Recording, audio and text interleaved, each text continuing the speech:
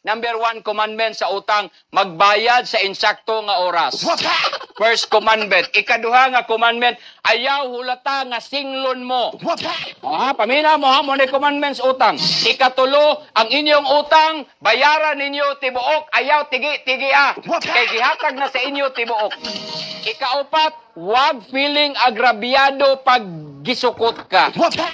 Ikalima, magpaubos. Be humble. Magpakumbaba sa inutangan. Ikaunom, ayaw i-unfriend ang mga nagpautang. E mora ba na hidayon ninyo? I-unfriend din na, i-block din na sa Facebook.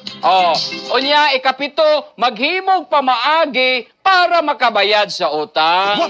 Ikawalo, ayaw isinson ang nagpautang. Kayo sa isinson, di yun mo comment, huy, bayad na diha. Sin lang dito, sin lang. Ayaw isinson. Ikasiyam, ayaw na pod pangutang, kundi pa kakabayad sa imong daan nga utang. O ikawalo, ikanapulo, mga kaigsuunan, iwasan ang mag-post sa Facebook nga feeling blessed kung wa pa ka makabayad sa imong utang.